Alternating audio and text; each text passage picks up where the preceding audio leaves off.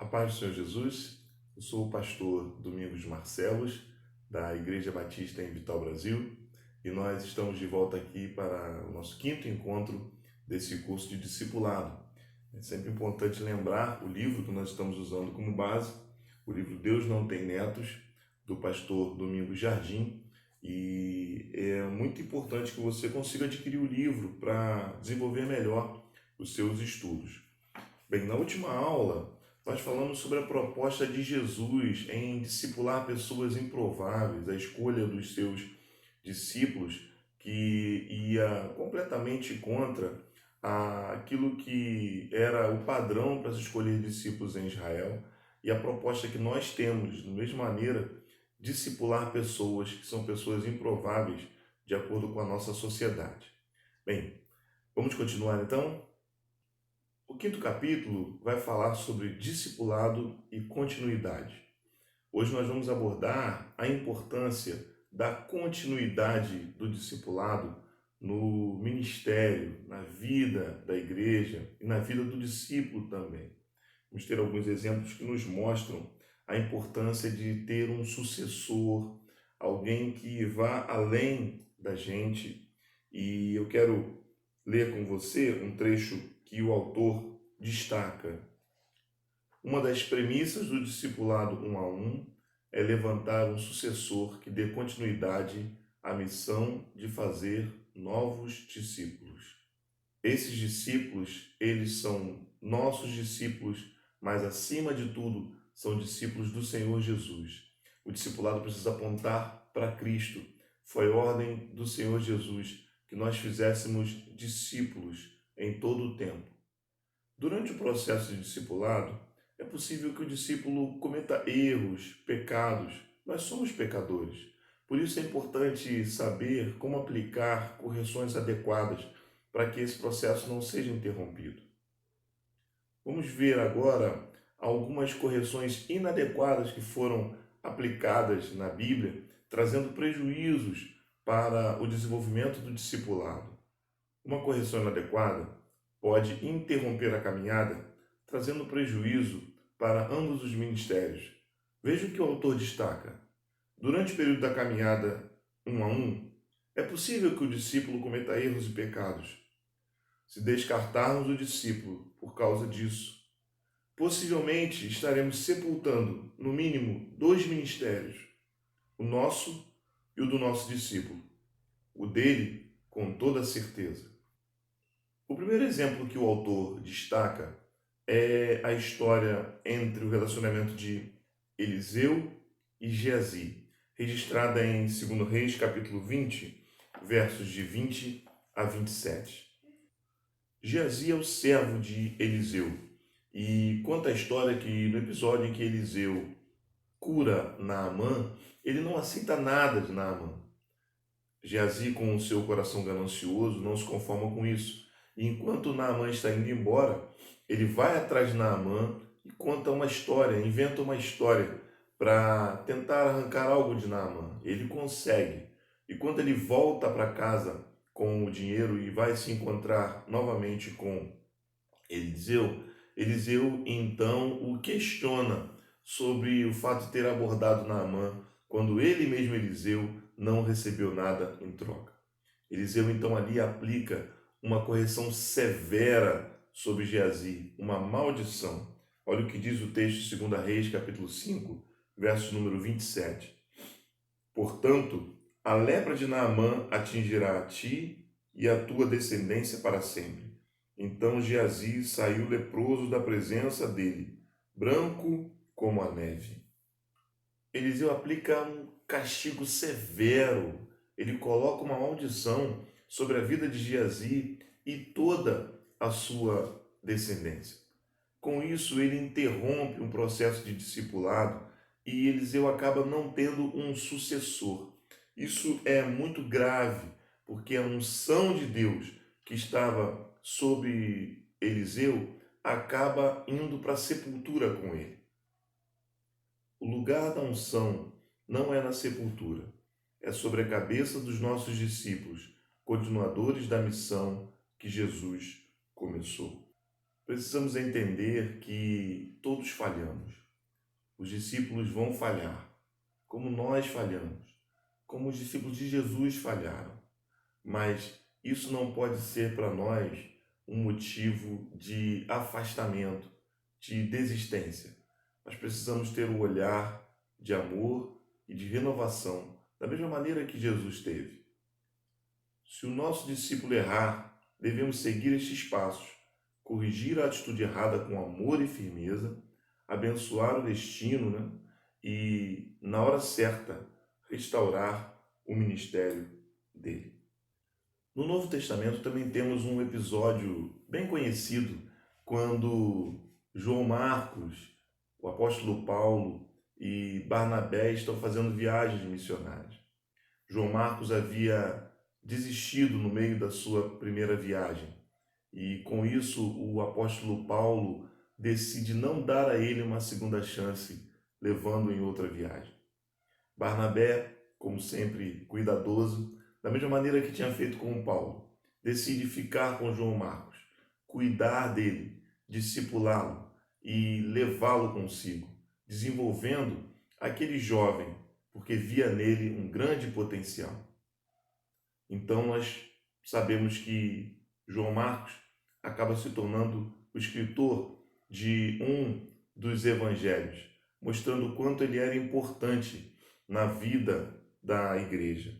Assim, Paulo, mais à frente, arrependido, compartilha a importância de Marcos na sua vida, trazendo-o para perto de si. Com isso, vemos que alguém precisa restaurar o discípulo que erra e não afastá-lo definitivamente. Como deve ser, então, a correção adequada do discípulo? Precisamos ter consciência de que vivemos num mundo de pecado. Todos nós podemos falhar. Estou repetindo isso porque esse é um ponto crítico na relação entre discípulo e discipulador. Nós somos imperfeitos, mas muitas vezes não reconhecemos a imperfeição das pessoas e não admitimos que elas errem.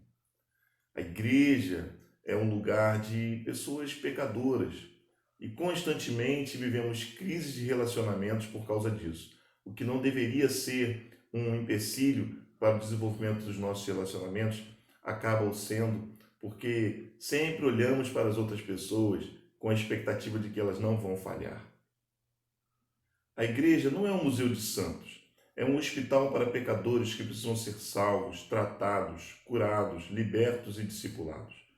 Nenhum discípulo chega pronto. Durante o treinamento, o discípulo tem o direito de errar sem ser descartado, abandonado ou deixado para trás.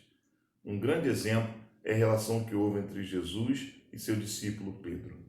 Em Lucas 22, 54 e 62, está registrado que Pedro nega a Jesus 3 vezes. O fato de Pedro negar a Jesus como uma traição poderia levá-lo, como levaria qualquer um de nós, a não desejar que Pedro estivesse perto dele nunca mais. O que a gente observa na maneira como Jesus trata isso é completamente diferente. Lá em João capítulo 21, de 15 a 17, nós vemos Jesus encontrando Pedro novamente e dando a Pedro a missão de apacentar, de pastorear as suas ovelhas.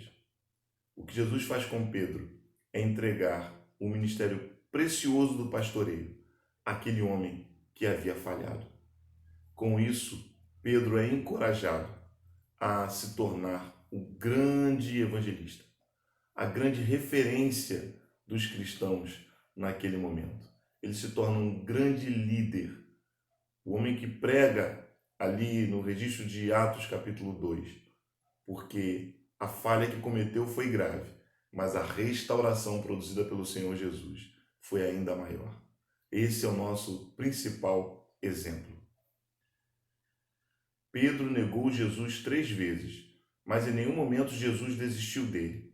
Antes o restaurou e o usou poderosamente. Essa é a nossa missão. Essa é a missão da igreja.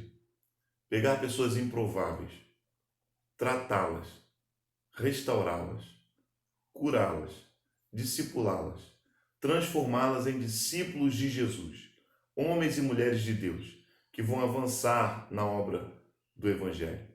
Isso não significa que elas não vão falhar. Isso significa que esses discípulos não vão errar. Mas significa sim que vão continuar se forem encorajados e amados pelos seus discipuladores. Claro que nesse processo nós precisamos estar atentos à voz de Deus. Na hora de escolher um discípulo, na hora de olhar para alguém, é o Senhor quem deve nos revelar e nos orientar, porque a própria palavra de Deus nos diz: e as palavras que me ouviu dizer na presença de muitas testemunhas, confie-as a homens fiéis que sejam também capazes de ensiná-las a outros. Com isso, percebemos que uma capacidade importante para o discipulado é a capacidade de absorver, mas também a capacidade de transmitir esse ensinamento a outras pessoas, renovando a vida da igreja, avançando com a igreja, que está cheia de pessoas improváveis, mas sim pessoas transformadas pelo poder do Espírito Santo de Deus. Qual tem sido a sua disposição em discipular? Qual tem sido a sua disposição em cuidar de pessoas? Será que você já viveu essa experiência de começar a tratar de alguém, a cuidar de alguém, e essa pessoa cometeu uma falha e você se afastou e desistiu? Será que por conta de uma falha você nunca mais quis discipular outra pessoa e continuou desenvolvendo o seu ministério sozinho, sempre dando desculpas e sem encontrar alguém que possa ser um companheiro, uma companheira e principalmente alguém que possa sucedê-lo? Esteja atento a essas questões, porque elas são importantes, vitais para a vida da igreja. Quero compartilhar com você as questões que o autor coloca no seu livro para fixar. Em que sentido o discipulado pode garantir a continuidade da missão dada por Jesus à igreja? Faça uma avaliação na forma em que Eliseu corrigiu seu discípulo Geazi no episódio com Naamã. O que essa má correção causou à unção que estava sobre Eliseu? Pedro negou Jesus 3 vezes, e 3 vezes Jesus lhe deu a ordem para que apacente suas ovelhas. Pensando nisso, responda: qual a base da correção de Jesus a Pedro? O que esse tipo de correção produziu no ministério de Pedro? Chegamos ao final de mais um encontro. Nesse encontro, encerramos a primeira parte do livro, quando o autor falou sobre a origem do discipulado. A partir da semana que vem, vamos entrar na segunda parte. O discipulado perpetua o avivamento para as próximas gerações. Não perca as próximas lições. Elas vão ser muito importantes para você entender a razão de nós ainda hoje precisarmos discipular pessoas, dando continuidade à obra do Senhor. Que o Senhor Jesus abençoe a sua vida e que você continue a multiplicar discípulos. Acesse os nossos canais. Teremos o maior prazer em atendê-lo e lá temos muitas coisas para que você seja abençoado.